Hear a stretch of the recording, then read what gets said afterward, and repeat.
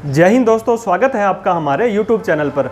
दोस्तों, अगर आप एक इंश्योरेंस कंपनी के एजेंट हैं, आप LIC के एजेंट हैं, SBI के एजेंट हैं या पोस्ट ऑफिस के एजेंट हैं, किसी भी तरह का आपको कमीशन की इनकम आती है, आपको ब्रोकरेज की इनकम आती है, आपको जॉबर की इनकम आती है, तो आपको कौन सा ITR फॉर्म भरना है।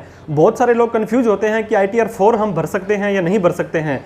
तो ITR 1 से लेकर 7 तक के सभी रूल बता देंगे साथ में, और ये भी बता देंगे कि कौन सी ITR फॉर्म आपको भरनी है, कितने रुपए के बाद आपको टैक्स लगेगा, क्या लिमिट है आपकी ITR फाइलिंग करने की, और आपको जो है रिफंड कब मिल जाएगा। इस तरह के क्वेश्चन जो भी हैं दोस्तों हम इस वीडियो में डिस्कस करेंगे।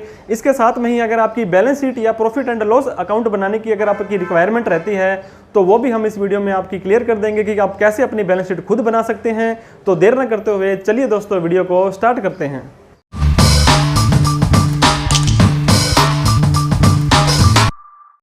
Tax return ITR of commission income. जी हाँ दोस्तों, अगर आपको कमीशन का इनकम LIC से आता है, किसी भी इंश्योरेंस कंपनी से आता है, आप किसी पोस्ट ऑफिस के एजेंट हैं, आप कहीं पे ब्रोकर हैं, किसी शेयर मार्केट के अंदर किसी कंपनी के ब्रोकर हैं या जर्नल ब्रोकर हैं, आपको कमीशन का इनकम आती है या कोई भी जॉब वर्क इनकम आती है, तो क्या उस इनकम का ट्रीटमेंट करेंगे, इसी के बारे में हम डिस्कस करने वाले हैं। सबसे पहले ITR का फॉर्म, जैसे ITR का फॉर्म है वो आपकी इनकम के अकॉर्डिंग होना चाहिए। हमने कई बार डिस्कस किया है। ITR 1 जो होती है आपकी सैलरी या अदर सोर्स की इनकम के लिए सूटेबल रहती है। ITR 2 आपकी कैपिटल गेन या एग्रीकल्चर इनकम के लिए सही रहती है। ITR 3 बिजनेस के लिए, PGBP जो होता है profit and gain from business and profession जो होता है उसके लिए ठीक रहती है। ITR 4 प्रजम्पटिव इनकम होती है दोस्तों। 44AD और 44ADA जो आपका सेक्शन है जिसके अंदर आप 8% या 50% अपना जो प्रॉफिट डिक्लेयर करते हैं उसके लिए होती है। ITR 5 आप LLP या पार्टनरशिप फर्म के लिए दिखा सकते हैं। ITR 6 कंपनी के लिए होती है और ITR 7 जो है वो ट्रस्ट है, वो भर सकते हैं। तो अब हम बात करते हैं कमीशन की। दोस्तों, अगर आप कमीशन एजेंट हैं और आपका मेन काम ही वही है तो ये आपका बिजनेस माना जाता है, आपका बिजनेस माना जाएगा। PGBP के अंदर आपको इस इनकम को दिखाना होगा। लेकिन दोस्तों, अगर ये आपकी अमाउंट 5 लाख से ज़्यादा चली जाती है, जैसे कि आपको पता होगा सारी हेड की इनकम मिलाने के बाद में 5 लाख से ऊपर आपकी इनकम चली जाती है तो आपको टैक्स देना पड़ता है। 5 लाख रुपए तक कोई टैक्स नहीं रहता है। नॉर्मल इनकम में 2.5 + 2.5 दो तरह की होती है। अगर ये कंसिडरेबल अमाउंट है, 5 लाख या 7 लाख, 10 लाख, 15 लाख कमीशन आता है तो आपको ITR 3 भरनी पड़ेगी। ITR 3 क्यों भरनी पड़ेगी दोस्तों? क्योंकि आपकी जो अमाउंट है ये सारी की सारी आप इसे इनकम नहीं मान सकते हैं। सारी इनकम मानेंगे तो आपके ऊपर टैक्स लग जाएगा। तो आपने जो खर्चे किए हैं इस इनकम को कमाने के लिए वो आप घटा सकते हैं। उसके बाद में जो इनकम बचेगी वो बिजनेस इनकम मानी जाती है। इसके लिए आपको प्रॉफिट एंड लॉस अकाउंट बनाना पड़ेगा और बैलेंस शीट भी आपको बनानी पड़ेगी। प्रॉफिट एंड लॉस अकाउंट का दोस्तों मैं हल्का सा आपको एग्जांपल दे दूं। 2 साइड्स होती है। यहाँ पे आपका कमीशन इनकम आ जाएगा जो भी आपकी मान लो 5 लाख 7 लाख रहता है, और यहाँ पे आपके एक्सपेंसेस आ जाएंगे। आपने किसी को सैलरी दी है, आपने कोई ट्रैवलिंग एक्सपेंसेस किया है, आपने कोई भी XYZ खर्चा किया है इस इनकम को कमाने के लिए, तो आपका घट जाएगा।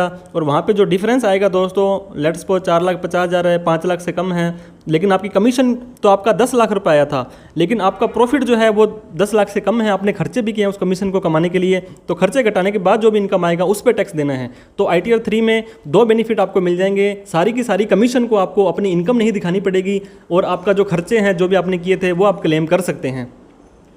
तो इसके बाद में दोस्तों, इफ़ पार्ट टाइम इनकम आपकी कमीशन की करते हो, अगर लेट्स सपोज आप कोई बिजनेस कमा रहे हो और कोई बिजनेस कर रहे हो, अगर आपकी सैलरी की इनकम आ रही है तो क्या होता है दोस्तों, आप एक कमीशन की एजेंसी भी ले लेते हो या कहीं से पार्ट टाइम आपको इनकम आती है, और वो इनकम मिलाने के बाद और बाकी सारी इनकम जैसे आपकी salary, house property, other source की इनकम प्लस कमीशन की इनकम 5 लाख रुपए तक ही रहती है दोस्तों। तो आप ITR 1 भर सकते हैं। ITR 1 कब भर सकते हैं? अगर आप इसको पार्ट टाइम इनकम की तरह से कमाते हैं, मेन बिजनेस आपका ये नहीं है, प्लस में कोई और भी इनकम आती है, उन इनकम को मिलाने के बाद में आपका अगर 5 लाख से कम रहता है तो आप अपनी ITR 1 भर सकते हैं। अब एक एग्जांपल देता हूं दोस्तों मैं। 6 लाख रुपए आपकी सैलरी या अदर सोर्स की इनकम पहले से ही आ रही है, 6 भी नहीं मानेंगे हम, इसको 10 लाख रुपए मानेंगे। 10 लाख रुपए अगर आपकी सैलरी, हाउस प्रॉपर्टी वगैरह की इनकम आ रही है, अब आपको 1 लाख रुपए का कमीशन अगर आपको मिल गया दोस्तों, कमीशन इनकम अगर आपको मिला, तो 1 लाख रुपए के ऊपर 10 लाख के ऊपर आपको पता है ओल्ड टैक्स लैब में 30% टैक्स लगता है।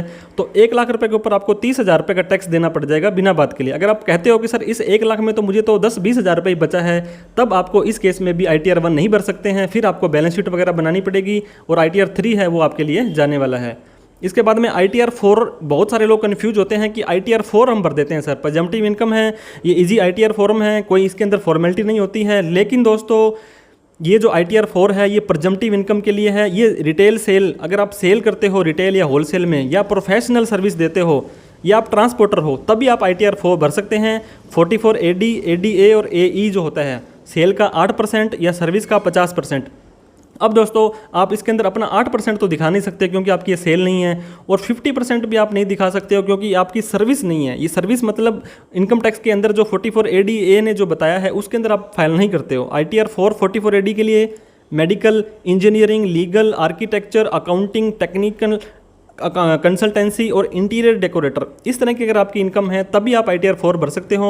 और LIC का कमीशन या किसी तरह का कमीशन है यहाँ पे मेंशन नहीं है, तो ITR 4 जो है आपको दोस्तों नहीं भरना है।